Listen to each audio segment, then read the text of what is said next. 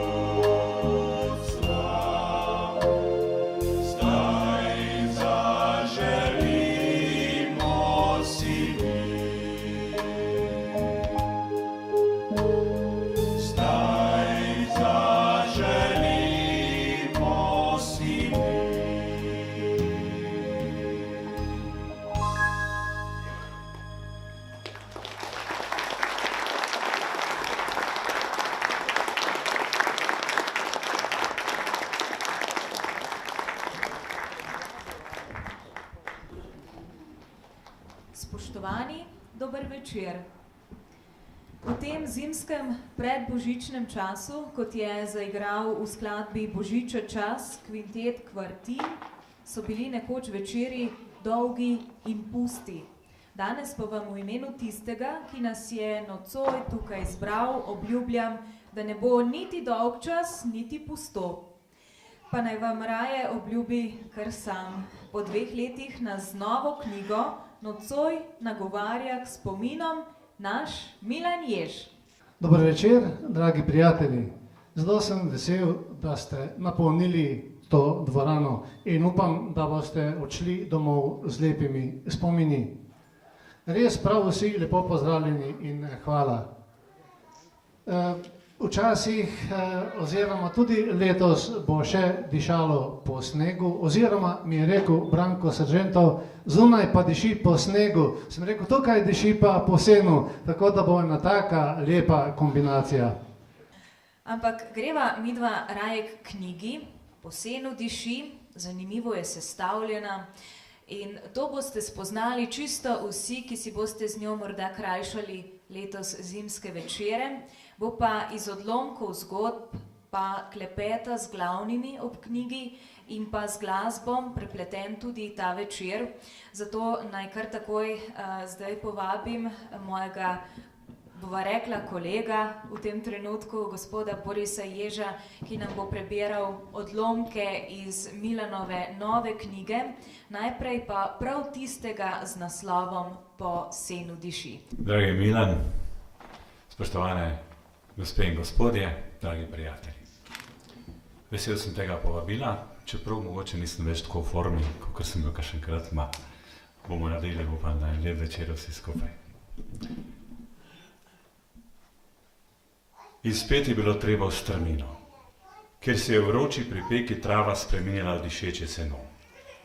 Vsa potna sta prekoračila do vrha senožeti in mama je z veseljem ugotovila, da bo seno zvečer že dovolj suho za vsenik. Ob povratku v hiši sta se ustavila še pri studencu, ki ma je postregel s tako dobro, slastno in hladno pijačo, ki jo pop kasneje v življenju nikjer in nikdar ni več okusil. Tudi kosilo, ki ga je pripravila mati, navadno so bili kar žganci z ocvirki in mlekom, je bilo slastno. Za take žgance bi kasneje v življenju Marko dal vse, a jih nihče nikjer ni znal tako dobro pripraviti. Samo takrat in tam, pod senožetjo, so tako pravlično dišali in slastno vabili in polnili lačne želodce. Sultana so odpeljali v bolnišnico, je rekel oče Lojze. Menda je staknil pljučnico ali kaj, ko ni navajen mrzle vode v potoku. Je poskušal loviti ribe ali kaj, sedaj pa ima, je pomenljivo pogledal oče Marka. Tudi on je slutil, kaj se je zgodilo. Da bi mu še kamen padel na nogo, je všlo Marku, kot da bi vsi vedeli, kaj se je zgodilo. Grem lahko malo k vodi, je prosil. Ob 4 moraš biti doma, je zabičala mama Anica Marku, ki je že iskal kopalke, da bi bil čim prej med prijatelji ob reki. 3 kilometre, ki so ga ločili od reke in prijatelju, je navadno kar pretekel. Včasih, ko je pa bil oče dobre volje, mu je posodil kolo. Marko je bil vesel in se je z biciklom postavljal pred vrstniki. Nerodno je bilo le, da so bili taki trenutki bolj redki. Danes je bil Marko zamišljen in je prav nenavadno zanj počasi koračil proti vasi. Zdaj pa ima sultan, je že prav, da je staknil. Zakaj je pa tako mogočen? Je bil zadovoljen. Istočasno pa tudi nekoliko zaskrbljen zanj, saj sta bila kljub vsemu sultan in njegova sestra Loti sestavni del počitnic, ki pa se bodo letos zanjo verjetno končale med zidovi razbeljenih mestnih stanovanjskih blokov. Sultan in Marko sta bila kasneje vsa poletja njunega otroštva skupaj, a prijatelja nista postala nikoli. Kasneje, ko sta fanta odrasla, sta se njuni življenjski poti razšli, čeprav je nekoč le malo manjkalo, da se nista spet srečala. Sultan bi bil direktor, Marko pa njegov nameščenec. Pa le ve Bog, kaj dela, si je rekel Marko. Sultan je potem postal velik umetnik in kasneje še politik, gibal se je le v visokih krogih in je na počitnikovanje in na pljučnico, ki jo je staknil tisto leto v mrzlem potoku, tam v zakotni vasi kmalu pozabil. Marko pa je ostal preprost, skoraj da navaden človek z vsakodnevnimi življenjskimi skrbmi in radostmi. Pogosto je razmišljal o tem, kakšno vlogo neki je igral sultan v njegovem prejšnjem življenju, da ga je sedaj tako sovražil. Nič, je nehal razmišljati. Jutri bom imel čas in bom popravil jez, je sklenil misli, ko je prispel do reke. Tudi drugi prijatelji so med počitnicami delali podobno kot on. Le do reke so imeli bliže, zato so bili v prednosti pred Markom. Ura je tekla hitro, prehitro. Nekaj skokov z bližnje skale na glavo in na noge, nekaj potapljanj in oprezanja za ribami, kratek pogovor o tem, kaj se je komu novega zgodilo in treba je bilo domov. Seno se je sušilo, klicalo in vabilo. Noge so bili težke in pot proti vrhu Senožeti naporna. Požitek v senci, ko so vrh dosegli pa Slavek. Saj pravim, je navadno začel oče, počivati bi moral, ne pa iti na reko. Reka naredi človeka lačnega in utrujenega. Jaz v svoji mladosti nisem mislil, nisem niti v mislih počel kaj takega. Pa poglej, a mi sedaj kaj manjka? Ste čudni, vi mladi. Je Lojze modro razpredal svoje misli tudi potem, ko so seno nakladali na veje in jih naložene vlačili v dolino, mrvo, ki je bila blizu, pa so kar na vilah nosili proti Seniku. Pop bi očetovemu samogovoru zelo rad kaj dodal, a je ocenil, da je veliko bolje, da molči. Marko spravila sena iz Senožeti nikoli za nobeno ceno ne bi zamudil. Tako lepo je dišalo v sožitju z vojanjem divjih največkov. In tako lepo je bilo pogledati z vrha hriba na obe strani grape, na hiše, ceste, potok, gozdove in ljudi. Zvečer je mladi kosec tudi sam, kot bi bil pokošen, padel v ličkanje in zaspal, kot bi trenil. Sanjal je o razdrtem jezu, o napihnjenem vsemogočnem sultanu, ki podira jesti in mu na nogo pade največji kamen, o sultanu, ki ga vsega tresočega in kašljajočega z nogo v malcu v bolnišnice prebadajo z iglami.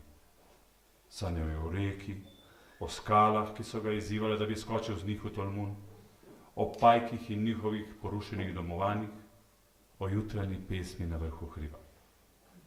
Prebudil se je šele, ko je poskusil zavriskati, a hitro je spet utonil v spanec in sanjal o dišečem senu in divjih nageljnih.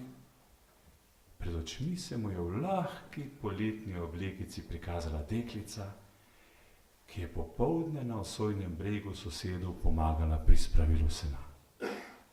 Po pesniški zbirki Idrijca, reka moje mladosti, je čas dozorel za ponovno vrnitev v preteklost in nocoj nas Milan Jež vabi med kopice sena in med zgodbe o nekdanjih časih.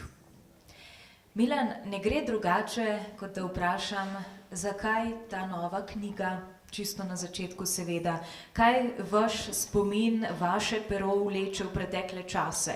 Želite ne le, da bi jih ne pozabili tisti, ki so jih doživeli, ampak da bi o njih slišali tudi tisti, ki se jih morda sploh ne moremo spominjati, ker kopice sena niso bile več del naše mladosti. Več odgovorov je na to vprašanje. Knjiga zato zaradi ohranitve vrednot slovenstva in slovenskega jezika. Vsak mora nekaj za to narediti. Tako kot ste to naredili vi, spoštovano občinstvo, ki vas zanima predstavitev slovenske knjige in ste nocoj obiskali to našo predstavitev. Hvala vam. Vsak bi moral narediti nekaj takega, pokazati nekaj, da mu ni vseeno za svoj jezik in na koncu za svoj narod. Kajti jezik je nekaj osnovnega, bi rekel, kar sestavlja kulturo, kultura pa pogojuje vse ostale življenjske stvari, gospodarstvo, politiko, na koncu koncev, vse, tako rekoč vse. Nobeden nam našega jezika ne bo vzel. Oprostite mi, če sem na začetku malce kritičen, potem bomo pa govorili lepše stvari. Torej, nobeden nam našega jezika, slovenskega jezika, ne bo vzel. Dali ga bomo sami, če bomo ostali brez njega. Zato se moramo boriti za našo besedo. Kot primer naj povem, recimo pred kratkim je na enem izmed spletnih omrežij krožila fotografija koledarja za leto 2014 v italijanščini. Ta koledar je izdalo slovensko podjetje. Ko sem vprašal, zakaj v italijanščini, sem dobil takoj odgovor, zato, da nismo vsi isti. Že tukaj je napaka, namesto enaki, isti. Potem sem pa nekoliko provokativno napisal po italijansko, qui si parla soltanto italiano, in potem so se kar usule usuli komentarji, tudi jaz hočem ta koledar, tudi meni ta koledar, tudi meni ta koledar. Mislim, da je to ni najlepša slika. Nimamo najraje slovenskega jezika, ampak stvari se obračajo na bolje, kot to kaže polno obiskana nocojšnja predstavitev. Potem naslednji odgovor bi lahko rekel, da ta knjiga je nastala zato, ker so bile te zgodbe v meni že od nekdaj in sem jih želel ukrasti pozabi. Želel sem ukrasti pozabi lepote narave, lepe trenutke, zanimive ljudi, na koncu ne samo lepe, tudi žalostne, srečne in nesrečne, saj je tudi to del našega življenja. Hvala Milan, zato torej druga Milanova knjiga z naslovom Po senu diši. No, danes pa je vendarle tudi poseben večer, ob katerem bomo deležni več novosti. In tudi naslednja skladba bo krstno izvedena, kot nalašč sodi k vsemu, o čemer smo pravkar klepetali. Kvintet Kvartin bo prvič predstavil skladbo Ob košnji. Uglasbil jo je Matej Kavčič, besedilo pa zanjo prispeval Milan Jež.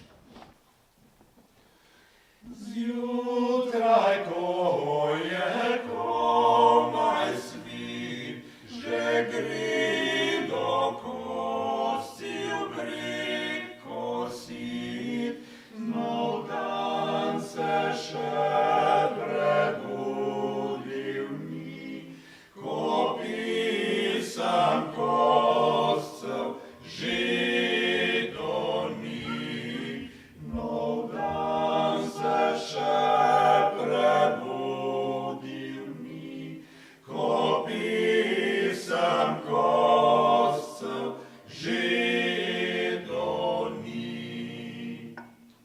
Si žvižgajo obzori, ko se klepljejo, pozabijo na dom in toplo posteljo, na zob gašilce zvrnejo.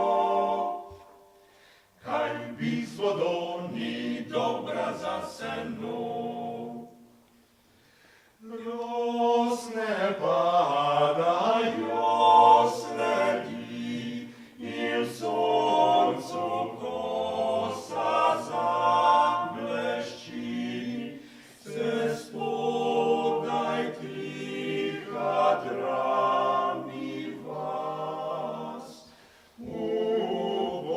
Poletni lepi čas, se spodaj tiha drami vas. Poletni lepi čas. Si žvižgajo obzori, ko se klepljejo, pozabijo na dom in toplo posteljo, na zob gašilce zvrnejo. Kaj bi z vodo ni dobra za seno. Brinove tanke vejice so zgorele in ogenj je postajal vse manjši in manjši. A grev je še dobro, saj so sedaj gorele debelejše veje, ki so dajale več toplote kot svetlobe, ki jo je Marko pričakoval od ognja. Saj to je vendar krest na čast pionirske organizacije. A kar je bilo, je bilo. V bližini ni bilo ni več ničesar, kar bi vrgel na ogenj, da bi povečal njegovo prostornino. Ko je iskal dodatno gorivo, je Marko s strahom opazil, da se je tema res tako močno zgostila, da ni videl pred seboj niti za korak. Tolažil se je, da ga slepi ogenj, da jim bo potem, ko bo ugasnil, že bolje. Oziral se je v nebo, a lune od nikoder. V mislih je že premleval težave, ki jih bosta imela s sestro pri povratku domov. Saj s seboj nista imela luči.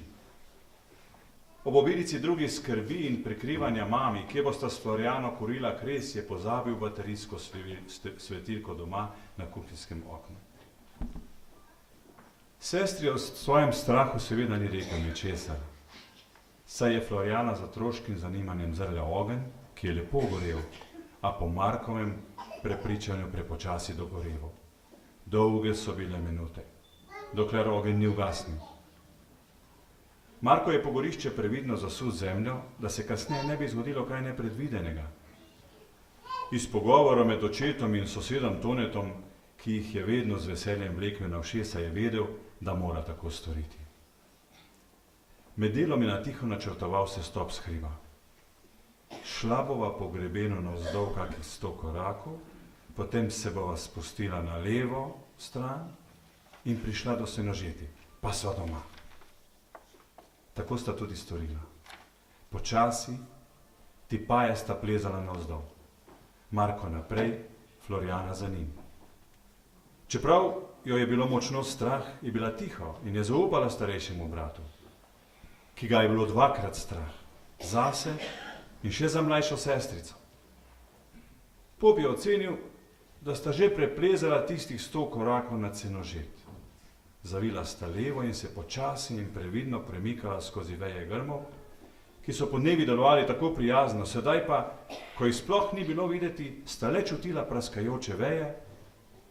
Grmovje je postala past, kot labirint, iz katerega ne poznaš izhoda. Veje in veje in veje in manjše kamenje ter skale. Le Senožeti ni hotelo biti. Ustavila sta se. Marko se ni mogel zbrati. Le kje je tista rešilna Senožet, ki naj bo pripeljala do Senika? Od tam domov bo že šlo. Saj bi to pot lahko prehodil z zaprtimi očmi. Tako dobro jo poznam, je zaskrbljeno razmišljal. Iz teme je kot rešitev zadanil mamin glas. Nesrečna otroka, le kje sta? Nisi rekel, da bosta kurila pri Seniku? Tone je ves iz sebe prišel povedati, da gori visoko na hribu. Kje sta? Ojoj, se je oglasil pop, povej, kje si ti? Zašla sva, pa ne najdeva Senožeti. Mama, pomagaj, je popustila hrabrost in zaupanje bratu tudi Florjani. Joj, sedaj pa še ti, rešila se bova, prosim, ne tuli, je karal brat sestro. Mama je pravilno ocenila položaj in ko je Marko kasneje pretuhtal, je preprečila nesrečo. Stojim pri Seniku in slišim tvoj glas na napačni strani, ne pri Senožeti. Pojdi levo, ampak počasi in previdno, je svetovala mama. Zelo čudno je bilo, da je bila tako mirna, je Marko kasneje še 100-krat in 100-krat mislil in premljeval dogodek. In res glej, po 50 metrih plezanja skozi robido in leskove grme jo je pozdravila Senožet. Marko bi najraje zavriskal. Rešena sva. Ko so se srečali s svojo rešiteljico, je mama takoj vzela v naročje malo Florjano. Ti moja deklica, ti moja mala Florjana, le kaj bi se lahko zgodilo? Joj, hvala Bogu, da si spet tu. Bogu pa ni rekla ničesar, kot da ga ni. To je bila kazen posebne vrste. Oče Lojze in sosed Toni sta v kuhinji živčno vlekla vsak svojo dravo. Ko se je vrnil, jima je mama povedala, kako se je Marko zlagal in zakuril kres visoko v hribu, s katerega se s Florjano skoraj da nista mogla več vrniti. Oče je molčal, kot navadno v takih trenutkih, le v očeh se mu je videlo, kako je bil vesel, da se je vse končalo srečno in da bo iz tega Marko gotovo potegnil tudi življenjski nauk. Če bo le hotel, ga že opozori na to, ko pride pravi čas. Marko je naslednji dan na vse zgodaj šel k Seniku, gledal v hrib in računal, kako sta si noči sestopala sestro. Ugotovil je, da sta se ustavila tik nad prepadom, ko jo je poklicala mama. Naslednjič in nikoli več se ne bom zlagal, kam grem. In previden bom, previden, je trdno sklenil sam pri sebi. Dolga leta je Marko obljubo držal. Prišel pa je tudi čas, ko si je izneveril. Pionirskega kresa pa ni nikoli pozabil. V zimskem času se je življenje umirilo in tudi upočasnilo. Toda misli in skrbi so segale v poletje. Pripraviti je bilo potrebno orodje, čeprav je bila zunaj zima. Poglavje Pionirski kres opisuje dogodek, v katerega je vpletena tudi vaška učiteljica, ki je otroke spodbujala, naj zakurijo kres. Danes se zdi, da otroke nagovarja samo še internet in Facebook. Včasih so bili gonilna sila javnega življenja na vasi, recimo učitelji in tudi društva. In zdaj bi rada k besedi povabila tudi gospoda urednika Ivana Sivca. Namreč tudi pri drugi knjigi je prijazno ponudil podporo Milanu Ježu. Gospod Ivan, kako vidite vi opise teh nekdanjih dni v Ježevih zgodbah? So v svoji slikovitosti sposobni prikazati preteklost tudi mladim bralcem? To me zanima in pa seveda še, kdo bodo tisti najbolj hvaležni bralci te Ježeve nove knjige? Milan je danes pravzaprav Marko, tako da boste vedeli. Sam sebe ni predstavil, v knjigah je skozi Marko in aplavz za Marka. Med tremi ženskami je, tako da je v bistvu blažen med ženskami, pa predvsem blažen svojo knjigo. In mislim, da je to zelo lepa knjiga. Z Milanom midva ves čas komunicirava po sodobnem mediju, po mailu seveda. Pri Milanu mi je všeč to, ker je izredno iskren, izredno prijazen, izredno vljuden in prav nič tečen sogovornik po mailu. Da vedno počaka, vedno ve, da jaz nimam ravno zmeraj časa in da ga zmeraj počaka in kar čutim ga, kako tam je šel do oddelke nazaj, pa še enkrat sem, pa še enkrat nazaj, mogoče se je pa Sivec že javil. Potem se končno le javi. No in enkrat me je poslal eno zgodbo, samo eno za pokušino in moram povedati, da me je zelo presenetilo, vse te zgodbe so v bistvu tridelne. Najprej je eno sodobno razmišljanje, potem je ta spominski del daljši, Njutrinek je vedno daljši in pa na koncu tudi pesem. To je v bistvu, bi rekel, v slovenski literaturi še neizkoriščena možnost, priložnost in Milan je to zelo lepo zagrabil in to mi je bilo takoj všeč. V bistvu najprej en utrinek iz sedanjega časa, ki ga navede k nekemu spominu. Spomini pa, kot vemo, so zlati okviri življenja in Milan je ta okvir vedno naredil zelo lepo. Na koncu pa še strjeno sporočilo v pesmi. In enkrat sem odgovoril, ne vem, če me je zameril, ampak se mi zdi, da z besedami kot v prozi, da skoraj lahko lepše pove, kot pa samo v pesmi. Pesem je seveda zelo kratko sporočilo in treba zelo izbrano v bistvu pisati. In Milan to dobro zna, ampak to, kar me je mene pritegnilo pri teh zgodbah, preč na začetku je bilo to, da je z neko, bi rekel, pozitivnim pristopom, z malo otožnosti, z malo nostalgije, z malo tistega, bi rekel, ker imamo vsi v sebi. Vse nismo samo danes in ne samo od tukaj, ampak tudi od prej. Tudi mladi ste v bistvu še od prej. Ker te korenine so vedno moče in Slovenci, če smo tukaj na svoji zemlji več kot 1500 let, vedno smo v bistvu izhajamo tudi iz preteklosti. Te zgodbe so iz polpreteklosti in jaz mislim, da so krasen zapis tistega, kar se je tukaj v tem koncu dogajalo. Hkrati pa tudi dovolj široke, da bodo tudi verjetno pri Marku Gočarju, ki je tukaj med nami, njegovi ženi, odmevali tudi v Prlekiji in še kje drugje. Kar pomeni, da ni treba razmišljati o tem, je to v bistvu novi Kosmač ali novi Bjork, ampak je pravi Milan Jež, pristen, takšen kot je po naravi in takšne so tudi te njegove zgodbe. Vsak človek piše iz svoje duše, iz svoje potrebe in mislim, da Milan je moral to napisati in zato mislim, da bo do te zgodbe zelo odmevne, ne samo med vami, ampak tudi povsod drugod po Sloveniji. Vemo, da vsi pisatelji, tudi vsi največji pisatelji v bistvu odmevajo lahko kjerkoli, Ker to, kar je napisal, to, kar diši po senu, tukaj v vaših grapah, diši tudi zelo podobno po vseh drugih grapah. Nobena skrivnost ni, da leži Trebuša pod prepadnimi govcmi, ki že od nekdaj čuvajo skrivnost teh odljudnih, ampak lepih krajev.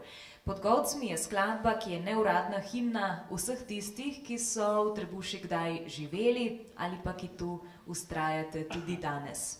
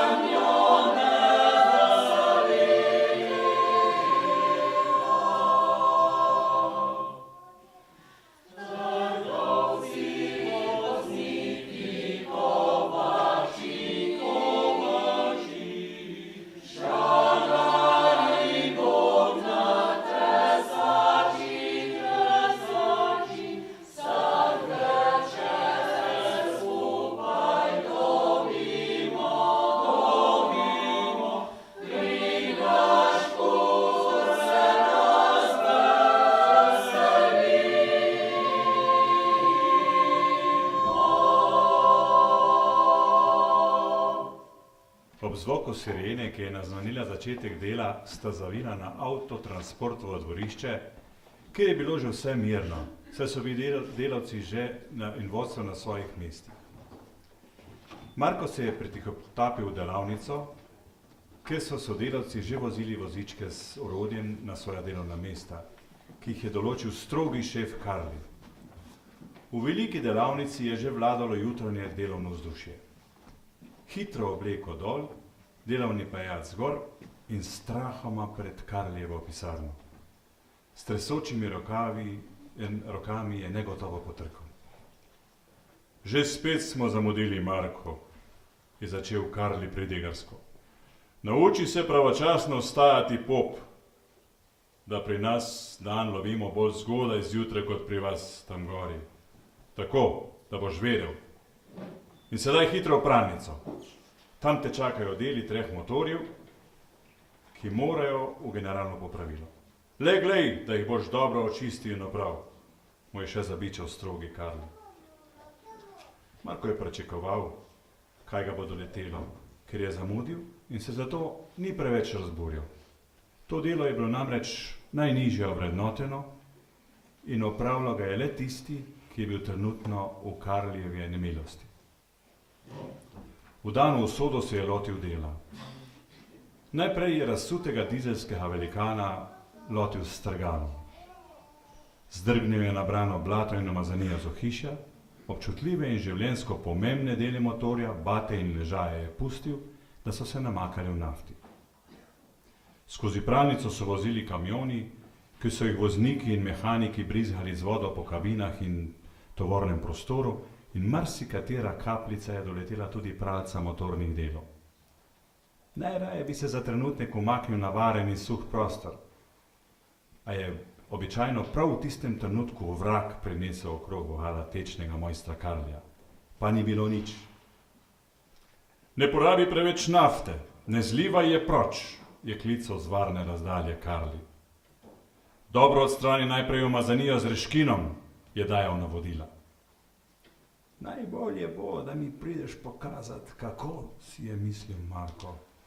Potihoma globoko sklonjen nad umazanim motornim koritom je rekel: Razumem, šef. Delo je lepo napredovalo. Še kos razbeljenega železa si je prinesel iz kovačije, z njim se grel nafto in motorni deli so se prali skoraj kar sami. Do malice so bili vsi kosi lepo zloženi in suhi v strojni delavnici pred očmi prijaznega, a dlakocepsko natančnega mojstra Tončka, ki je opravila generalna popravila motorjev in je znal vse, skoraj kot bi bil Bog. Tudi mrtvemu železju je uspel vdahniti novo življenje. Marko se je napotil prek dvorišča in prekrižal pot Karliju. Tonček je rekel, da je v redu, je vse pregledal in potipal s prstom, je poročal Marko. Je že v redu, pop, da ne bom jaz začel tipati. Hitro k dolinarju, pomagaj mu, še danes morata končati tisti kamion, ga je napotil v bližnjo delavnico, kjer je v kanalu pod kamionom, ki si je pripeljal po novo življenje iz daljne Srbije, sam seboj nerazumljivo pogovarjal mojster Dolinar. Hitro dol, pop, pomagaj mi dvigniti ta presneti menjalnik. Saj za tebe ne bo pretežak. Marko je bil močan za svoja mlada leta in mojstri so ga imeli radi, ker je s svojo bikovsko močjo stvari zlahka postavila na svoja mesta. Dobro, je bil zadovoljen Dolinar. Ti montiraj kandansko gred, jaz pritrdim menjalnik in ga priključim, je poveljeval. Delala sta tiho in hitro, lež venket ključev, ki so vrteli in pretrjevali matice, je bilo slišati. Z pokritega dvorišča so v delavnico prihajali glasovi mojstrov, ki so klicali vajence in jim ukazovali. Tu pa tam je delovno vzdušje prekinil smeh voznikov, ki so dežurali pri svojih vozilih, ki so bila na popravilih in so obnašali, kot da so njihovi lastniki in ne samo ubogi vozniki. Miren in navaden dan, vse dokler se ni vnelo pod menjalnikom srbskega kamiona, kjer je vihtel ključe mojster Dolinar. Ti prekleta tehnika, preklinjen te inženir neumni, ki so naredil ta prekleti kamion na tak način. Gotovo nisi nikoli bil mehanik. Naj se podre gora, naj gre vse v pekel s Srbijo, Bosno, s papom, zastavom, vse njihovimi kamionskimi skropucali, s Karlem in avtotransportom in njegovim direktorjem, sekretarjem in pomočnikom vred. Kar ni bilo konca preklinjena in mastnih psov. Marko je takoj razumel, kaj se je zgodilo. Gotovo je mojster premočno zatisnil matice in je uničil navoj. Sedaj pa menjalnik ponovno dol in potem spet gor se je zbal. Pa še časa nam bo zmanjkalo, je hitro preračunal. Mojstrovo preklinjanje se je počasi umirilo in Marko je strahoma čakal, kako se bo odločil Dolinar. Ali veste, da se pisatelj nikoli ne laže? Pisatelj si izmisli, no to pa je dovoljeno. In tudi zgodbe v knjigi Po senu diši so literarni zapisi. Vsi dogodki, ki so opisani v knjigi, so izmišljeni, tako pravi avtor, ampak bi se pa lahko zgodili. Milan, zdaj, kdo je Marko, smo že slišali, ne? To sem želela prej sicer vprašati, ampak mogoče verjetno kakšne, tako da bi bil malo sramu ob tem niti ne bi bilo, ne? Kajti Marko je pač Marko in Marko ima svojo zgodbo. Bom pa vprašala, kako ste kot avtor med pisanjem mislili morda tudi na bralca. V tej zgodbi, ki smo jo sedaj poslušali, Karli in mačja smrt, je za bralca precej takih tudi zelo zabavnih momentov, pa me zanima, Milan, ste med pisanjem mislili, da kako se bodo bralci tudi smejali, kako se bodo zabavali, kako se bodo dobro imeli, ko bodo to prebirali? Hvala lepa za to vprašanje. To o Marku mi je urednik Ivo nekako določil. Ni rečeno, da sem Marko jaz, lahko sem, lahko nisem. Ko boste knjigo prebrali, drago občinstvo, se bo morda tudi kdo drugi znašel v vlogi Marka. Kdo ve? Seveda sem se postavljal tudi v kožo bralcev, ki bodo to prebirali, prav gotovo, ampak hotel sem, moja prva želja je bila, da povem, kaj se je dogajalo in kako se je dogajalo. Recimo primer, vajenec zvečer po 21. uri, po 9. uri zvečer ni smel na ulico, če ga je nekdo srečal, ga je zatožil pri sekretarju in bila je cela kup težav. Nismo smeli nositi dolgih las, kar je bil predvsem velik problem, je bila velika težava za tiste, ki smo se ukvarjali z glasbo in smo vsi hoteli biti kot Beatlesi, ampak na avtotransport oziroma avtoprevozu, kjer sem bil jaz, avtotransport opisuje pa zgodba, nismo smeli nositi dolgih las, nismo smeli kaditi, na ulici smo se morali obnašati prav posebej lepo, kajti so nas so nadzirali. Jaz sem bil že takrat, ko sem bil vajenec, bil tudi že muzikant. In seveda pri ansamblu pač smo dobili igranja in za vsako igranje, ki je bilo zvečer v nočnih urah, sem moral dobiti od sekretarja posebno dovoljenje, da lahko igram. In ta sekretar je prišel tudi na določene plese pogledati, kako se odnašamo.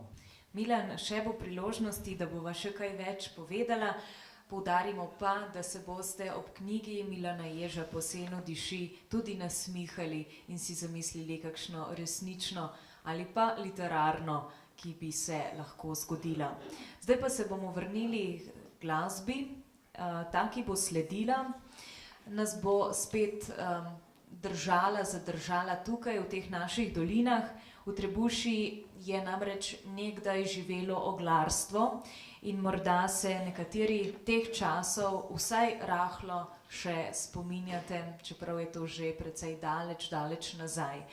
Med oglarje nas bodo popeljale pevke ženskega pevskega zbora Justin Kogoj, tukaj iz Dolenje Trebuše, no prej pa so prepevale tudi one in sicer še s pomočjo moškega pevskega zbora, združeni v mešani pevski zbor Justin Kogoj v Dolenji Trebuši pod vodstvom Mateja Kavčiča.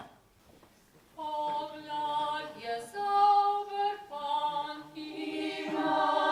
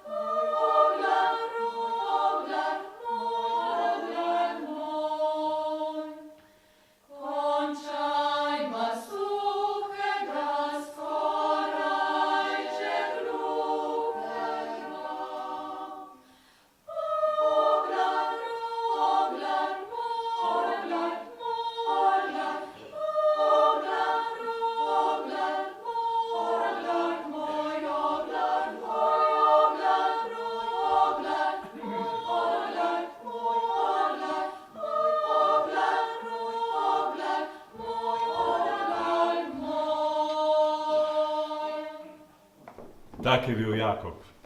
Spoznal si ga in zvedel tudi, kakšne volje je že na kilometre daleč. Danes je bil tu in jutri spet drugod. Zanimivo, najraje se je zadrževal tam, ker je bila v bližini kakšna brhka deklica. Seveda so se mu dekleta izogibala, ampak on jih je pa le prav rad ogledoval. Vsak večer mu je nudil prenočišče drug gospodar.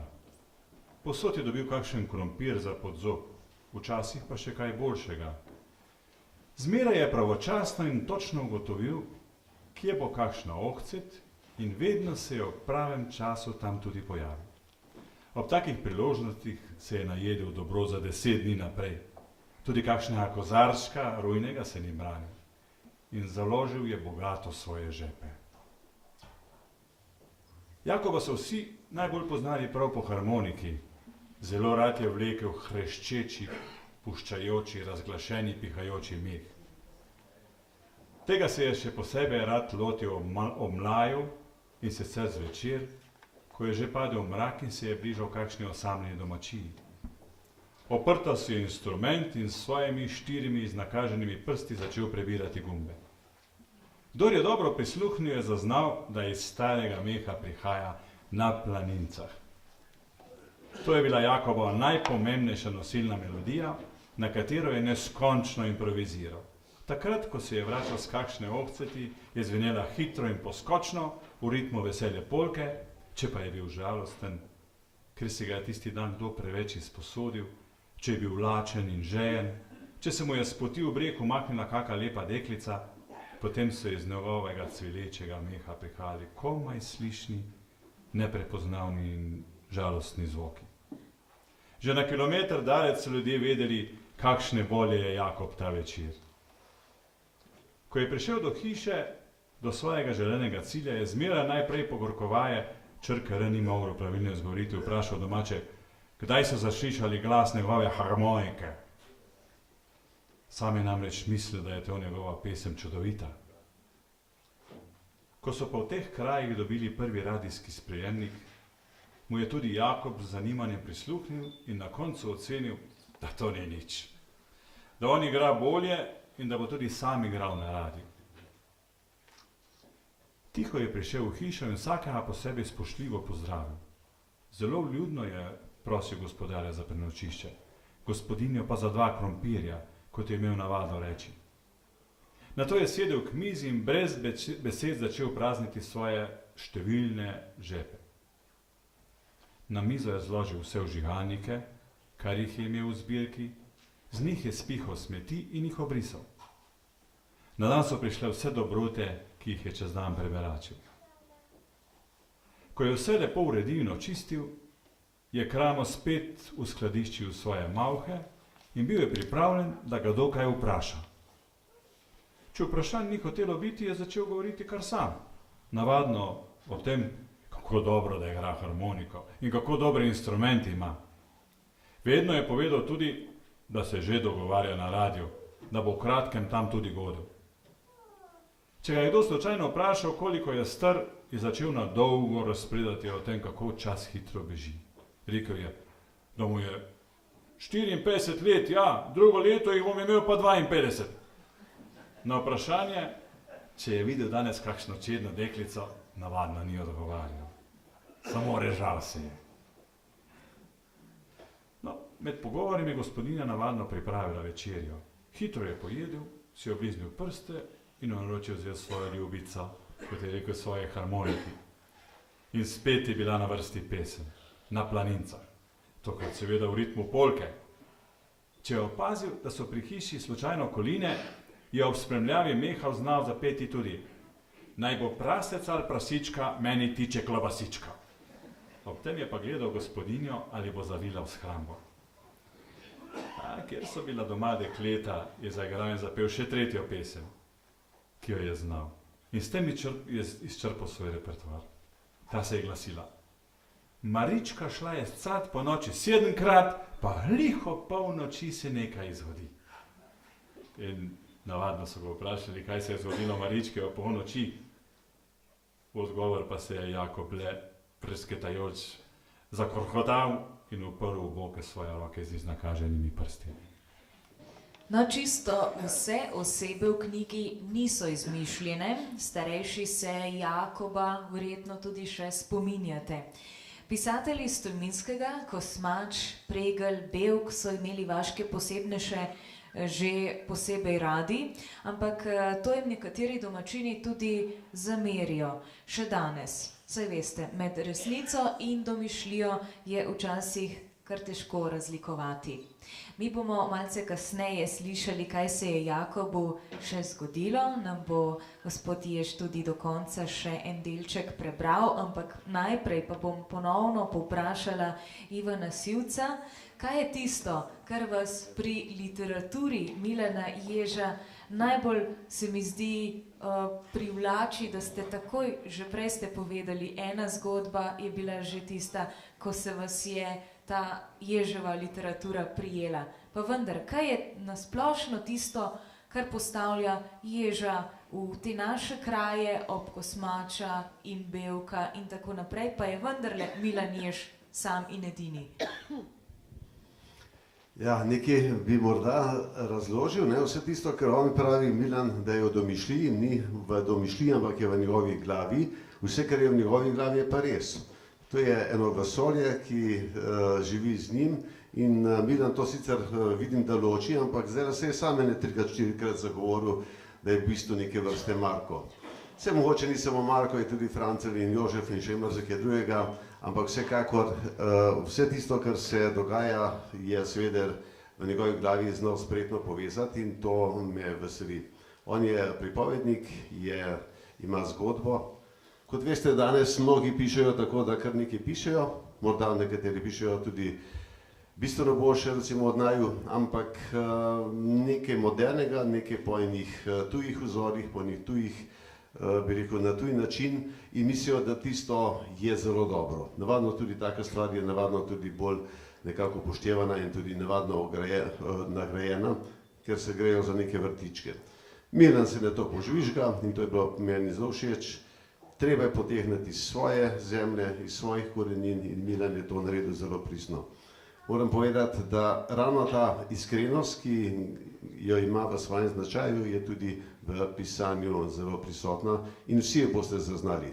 Milan ne zna, kot pravimo danes, ne zna blefirati, pove po domače, čisto, jezik je dovolj sočen, da vi to lahko podoživite z njim in uživate. Vsaka zgodba ima pa tudi lep zaključek in tudi nekaj pove, ko boste eno zgodbo prebrali, ko boste odožili eno od teh zgodb, ki je v bistvu zaključena v svoji celoti, boste verjetno tudi začeli razmišljati. In to je v bistvu dar, ki ga človek ima ali pa ga nima.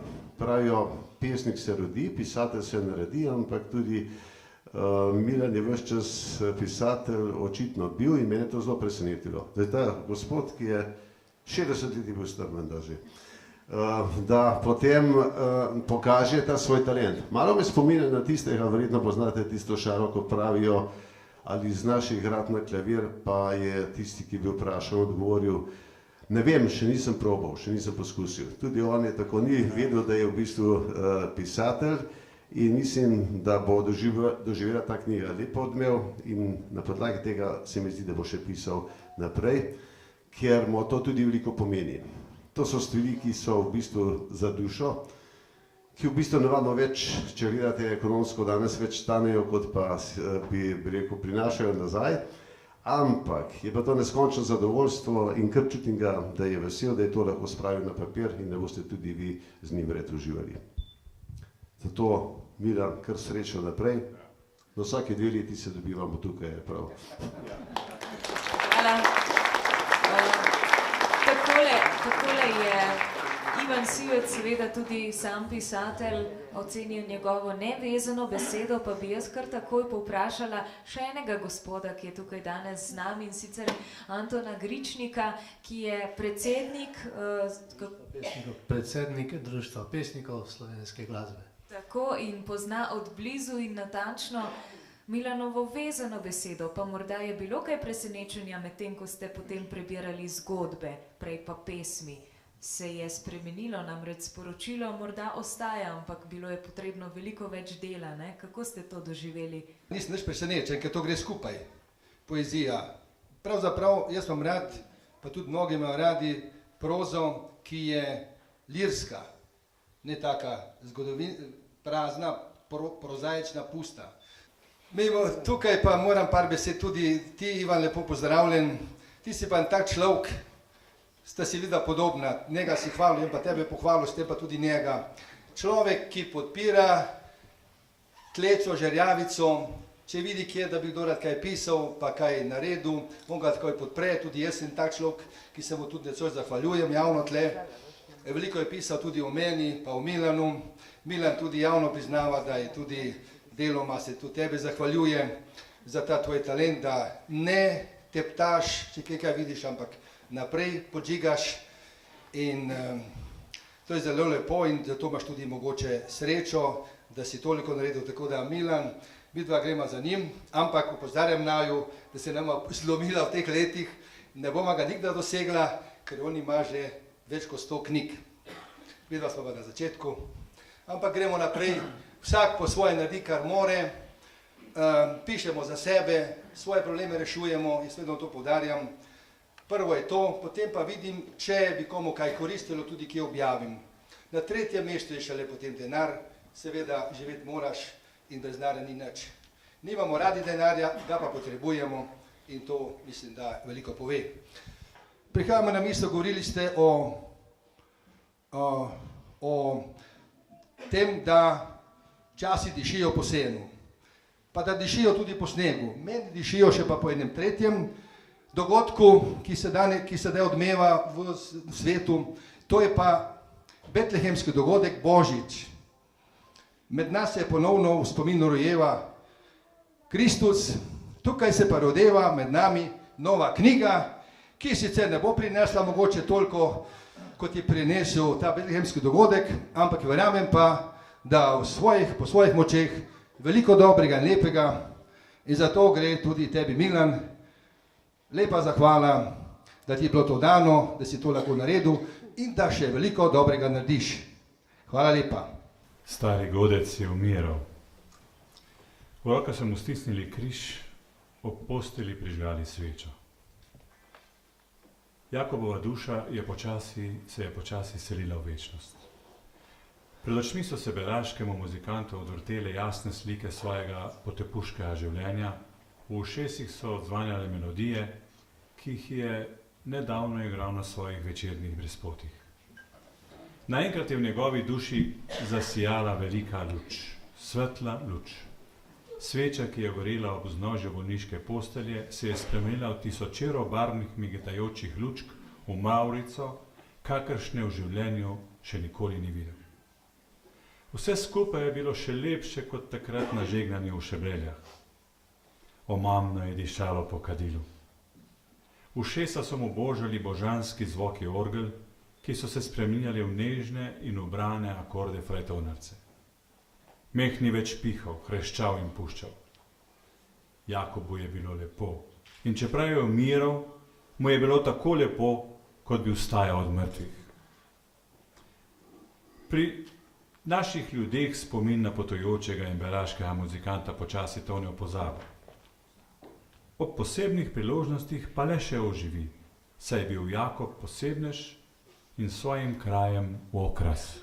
Jakob iz hudournika je znal eno samo pesem, no, Mladenka s harmoniko, ki bo sedaj zavzela ta naš oder, pa jih zna veliko. Zato nam Nika Rutar sedaj ne bo zaigrala samo ene pesmi, ampak bo pa tudi tista Jakobova zraven.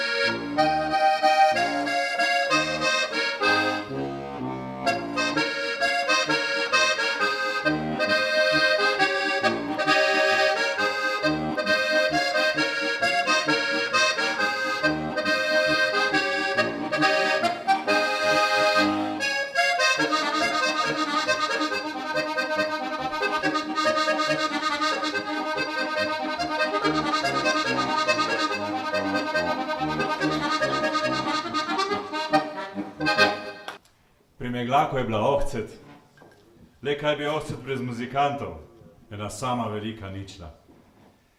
Muzikanti so bili zmeraj tisti, ki so dali vsakemu takemu dogodku pomemben pečat in naredili veselje. Tega so se naši 4 fantje muzikantje močno zavedali. Že sredi popoldneva so se godci pojavili v izbi. Najprej so se malo pošalili z deklami in kuharicami, ki so v kuhinji pripravljale slavnostni obed. Potem pa so poiskali svoj prostor na klopi ob peči in se lotili uglaševanja violin in basov. Harmonikar Jurij je na svojo frajtonarco pritisnil A. Potem pa ostro vlekel na ušesa, kdaj bodo Štefan, Matevž in Angel pravilno napeli strune in zadeli pravo višino. Uglaševanje violin in basa je bilo zmeraj pravi obred. Bil je najpomembnejši. In če so bile strune pravilno oglašene, se za uspeh nastopa ni bilo bati. To je tako, je večkrat rad razlagal Jurij, Matevžov starejši brat, kot bi s puško ciljal tiča, ki leti po zraku. Zmeraj moraš ciljati nekoliko pred njim, da ga zadjeneš. Struna mora biti zmeraj malenkost višje uglašena, ker potem malo popusti in je točna. Ali pa jo sam malo popustiš in potem ponovno dodaš, je strokovno razložil napenjanje violinist Štefan. Zmeraj moraš končati napenjanje z dodajanjem, ne s popuščanjem.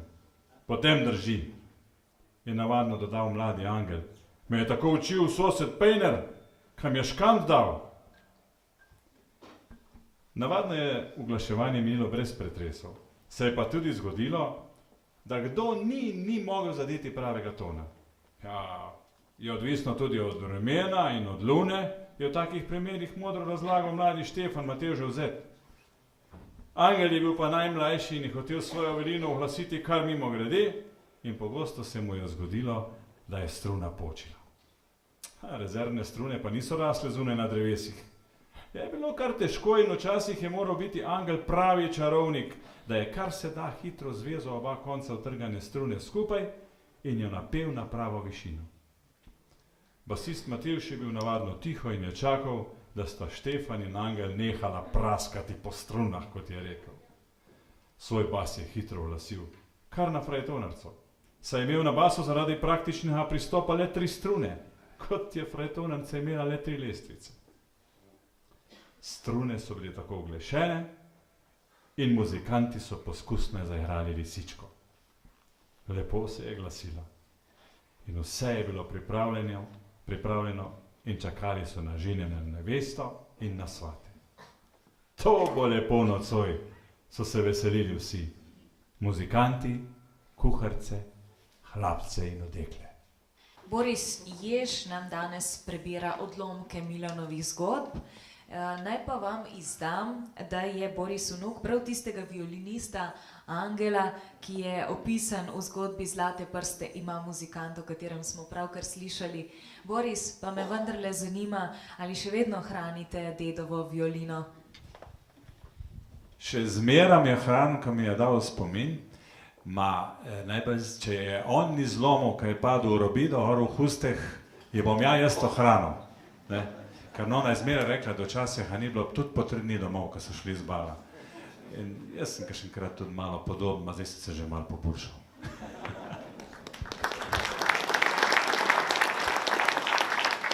No, ko boste brali to knjigo, boste ugotovili, da zgodbe Milana Ježa želijo povedati še nekaj več, kot je samo tisto golo sporočilo zapisanega.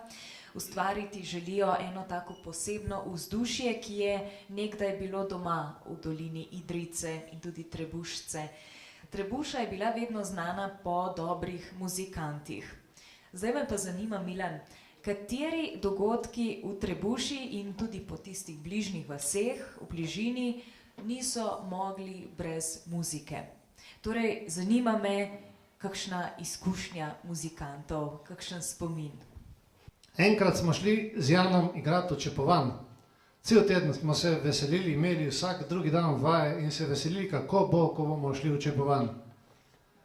Peljali so nas eden s Pačkom in eden z enim starim fičkom, komaj smo naložili te naše instrumente, prišli smo očepovan, veselje smo igrali gor v enem nadstropju, mislim, da bi to en zadružni dom ali nekaj podobnega, celo noč do 3 zjutraj, potem smo pa nalagali opremo, nosili po stopnicah, naložili, Jan in Darko, kitarist Darko, so se odpeljali s prvim avtom, jaz in Milan, klarinetist, pa so zadnja prišla po stopnicah, jaz sem prinesel kontrabas, Milan pa klarinet v torbici, namesto da bi naju avto čakal, ga ni bilo več, kajti ta šofer je spoznal med plesom na punco, mi smo godili, on pa jo je osvajal in potem je punca prišla in je moral njo peljati domov.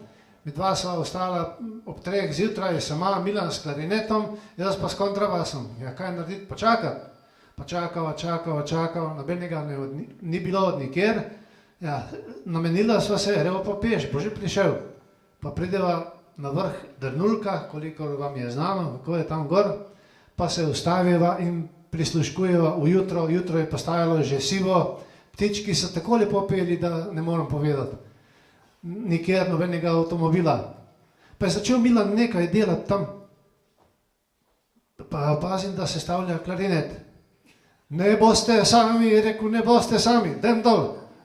Ko sem držal bas tako na zgor. In sva že igrala na vse zgodaj zjutraj, ko je bila še tema, kontrabas in klarinet na vrhu Drnulka. Ne boste verjeli, lahko vprašate Milana, tam nekje sedi. Milan, a je bilo tako, ali ni bilo? Vstani, če je bilo res. Je bilo res. Se bomo malo ogreli in sicer prav spominom na nekdanje dni. Struna mora biti zmeraj za malenkost višje uglašena, ker potem malo popusti in je točna, smo slišali prej. Tako so včasih uglaševali svoje instrumente muzikantje. Kako je bilo včasih, pa bo sedaj tudi zares zazvenelo na našem odru, posebej za današnjo priložnost, so se ponovno srečali stari prijatelji in stari godci v skupini 10. brat.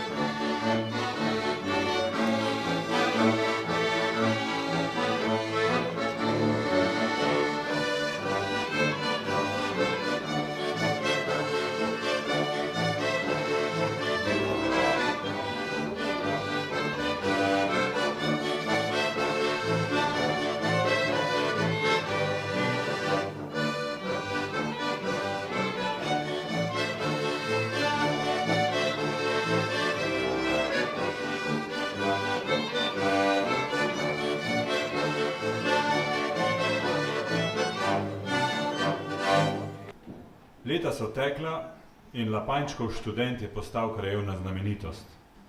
Ljudje razen svojcev so počasi pozabili njegove grehe iz preteklosti. Brat Peter, nečakanja Marija in njuna družina so se mu še zmeraj izogibali, kot tudi on njih. V Francetovo košato brado, kot je bila nekoč vranje črna, so se začele plesti srebrne nitke. Dobivala je pisano, srebrno, črno, rjavkasto, umazano, nedoločljivo barvo. Svojo brado in smrdljivo opravo je bil strah in trepet vaških otrok, ki jih je lovil in brisal vanje svoje tolste umazane kocine. Skozi piškave zobe je brizal naokrog od tobaka rjavo slino. Taka je vaša slina, kot drek kokoši. Kako le to naredite? Se mu je čudil sosedov Tevže in pazil, da ga študent ni dobil v roke. Umival se France že dolgo ni več. Tudi obleke se ni prav. Nosil je, dokler se ni strgala, nesnago je z njo vsaka nekaj časa kar omel in obrisal, da se ni preveč svetila.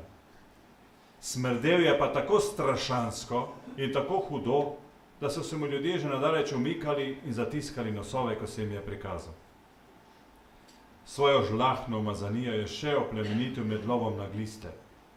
France je namreč po nekem čudnem naključju od oblasti dobil nalogo, naj v krajevnem potoku varuje ribe. To svojo nalogo je zelo vestno opravljal in nikomur ni dovolil, da bi za posadek kakšno postrv potegnil ven. Za varuha ribjega zarada seveda to ni veljalo. Na trnek je natikal gliste, z njimi prevaral postrvi in jih selil iz vode na vrbovo rogovilo zataknjeno za pas. Gliste je nabiral na Polinovem gnojišču, na vse 4 si je spustil na gnoj in tja potisnil tudi glavo, saj ga je vid že počasi zapuščal. Brskal je po gnoju, brada se je dotikala žlahtnega gnoja, na njej so se nabirali delčki stelje, ki so ostali med gnojem. Gliste, ki jih je zasledil, je zložil v škatlice, eno je nasadil na trnek in pripravljen je bil na lov. Njegova rogovila je bila hmalu polna postrvi. Zgodilo se je tudi, da je France stopil na kakšen spolzek kamen, izgubil ravnotežje in štrbunknil v tolmun mrzle in bistre vode. Tako je bil ribolov koristen tudi za vzdrževanje njegove osebne čistoče. Le smrdel je potem še bolj, ko se je na njem sušila od umazanije svetleča obleka. Lakota ga je navadno kmalu pregnalo od potoka in s svojimi ribami je začel hoditi po hišah. Dam vam ribo, če mi drugi 2 odsrete, je nagovarjal gospodinja.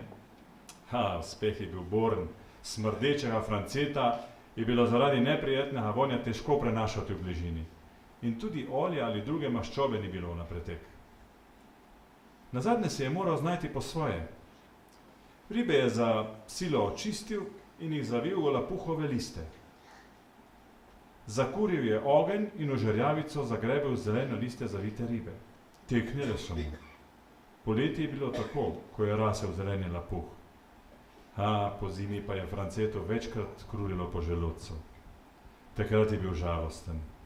Spominjal se je svojih zlatih študentskih let in obžaloval, ker je preveč pil in se ni učil.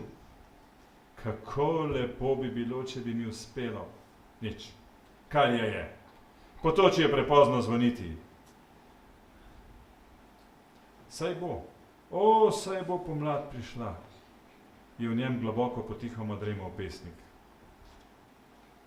Župnik kardinal je dobil premestitev v premožnejšo faro. V svoje nekdanje domovanje in prvo faro, kjer je začel s kravjimi, ovčjimi, prašičimi in duševnimi pastirstvom, je prihajal le toliko, da je preštel repe v štalah, da je pogledal, kako teče delo na njegovih posestvih, ko so jih upravljali zanesljivi hlapci. Na koncu svojega obiska je navadno pogledal še k mežnarju v gostilnico, spil kozarček najboljšega, povprašal po novicah. Tudi o Francetu, Petru in njegovih je navadno tekla beseda in potem je odšel, ne da bi plačal. Tako so minevala leta. Francetu, župniku kardinalu, Petru, Mariji in ostalim. Ljudje so se rojevali, odraščali, zoreli, umirali ter se selili k cerkvi za zid. Ja, nekdaj ni študiral čisto vsak, samo premožni, samo posebej izbrani in po večini fantje. Naši kraji so dali malo inteligence, malo visoko šolanih ljudi, so pa dali nekaj faliranih študentov. Zgodba o carjevem študentu se je res dogodila, falirani študent France je bil celo davni avtorjev prednik, s čimer se Milan sicer ne ponaša. Ali pač? Milan, kako ste iskali snov za te zgodbe? Kako je potekalo pravzaprav to pisanje? Hodil sem naokrog z odprtimi ušesi in bil velikokrat tudi jezen sam nase, ker sem v mladosti slišal še veliko bolj zanimivih zgodbic, pa si jih nisem zapomnil, kaj mi je bilo, ni mi bilo mar za to. Sedaj sem pa komaj še dobil nekaj starejših ljudi, da so mi o teh stvareh povedali. Pa en kanček sem odkril pri enem, pa sem šel k drugemu, pa mu rekel, tam je rekel tako, a je bilo tako, ja, je rekel drugi, tako je bilo, pa je dodal še nekaj novega in tako sem sestavljal mozaik predvsem, kar se tiče tega carjevega študenta. Hvala, Milan. Že skoraj 1000 let dijaki in študentje evropskih gimnazij in tudi univerz prepevajo Gaudeamus igitur, ki v prevodu pomeni veselimo torej se. Veliko skupnega z veseljem, pa ima tudi še eno besedilo, ki ga bomo v nadaljevanju oziroma ga bo v nadaljevanju prepevala Martina Kocina ob spremljavi Zarjana Kocine.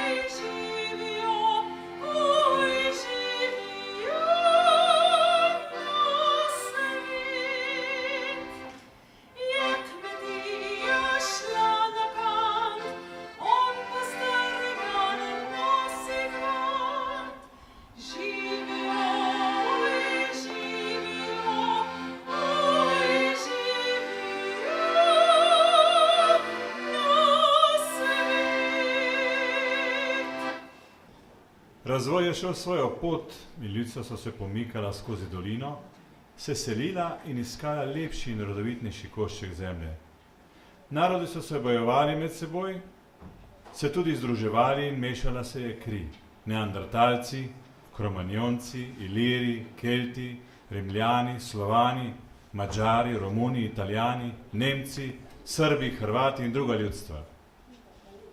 V genih današnjega avtohtonega prebivalca doline reke Idrice je glasba. Je ljubezen do glasbe. Pogojujejo tudi dediščina neandertalca, ki smo jo prejeli posredno, in pogojujeta jo prelepa dolina in reka s svojimi slikovitimi zavoji, s strminami, ki se spuščajo do vode, z rodovitnimi planotami in prelepimi kotički, ki jih lepših ni pod soncem. Pred nastopom informacijskega obdobja v naši dolini ni bilo hiše, ki se ne bi ponašala z zgodcem ali s pevcem, kar potrjuje prisotnost glasbe. Ljudje so godli na instrumente in peli. Peli so v svojem jeziku in ga tako ohranili za nas. Še danes, ko nas povezujejo svetovna medmrežja in za našo zabavo skrbijo televizija, radio in drugi mediji v času, ko imamo vso našo zgodovino opisano na tisoč in en način v vseh jezikih sveta, je tako. Glasba in ljubezen do nje sta prisotna, je v zraku.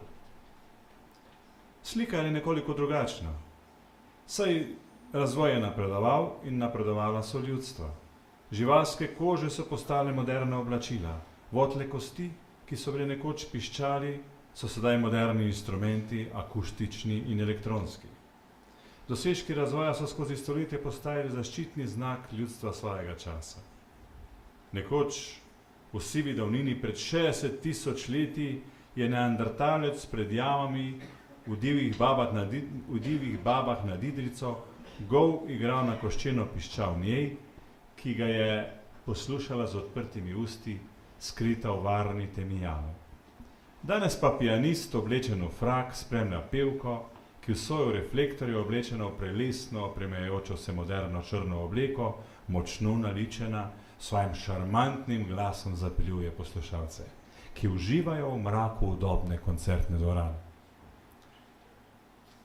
Divje babe pred 60 tisoč leti in Cankarjev dom danes, v času informatike.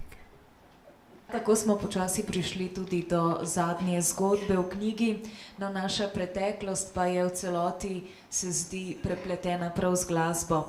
In kolikor daleč sežemo v zgodovino, povsod srečamo glasbo. Celo daleč nazaj, do prvega glasbila na svetu nam ni treba daleč, samo gor proti Šebrelski planoti, kjer domujejo divje babe, ampak saj vem, da vsi to že dobro poznate. Neandertalec je bil morda inovativno, čuteče bitje, ugotavljajo strokovnjaki, zmožno tako prefinjenega umetniškega izražanja, kot je glasba. Milan, mene pa zanima nekaj drugega. Ta zadnja zgodba se mi zdi je vendarle nekoliko drugačna od vseh ostalih v knjigi, pa me zanima, ali je že napoved kakšnega novega snovanja, kot je prej gospod Civec rekel, novega vesolja v glavi, ki morda že nastaja v vaših mislih in napoveduje kaj novega, realnega na papirju. Ja, preveč se ne smem hvaliti in prav vsega ne smem izdati. Nekaj pa res nastaja, nekaj je že na papirju. Moram se posvetovati s svojim učiteljem in mentorjem, ali se sploh splača po tej poti. Kot sem prej rekel, že najlažje je knjigo napisati, najtežje pa izdati. Mogoče pa jo bomo naredili na zalogo, kdo ve.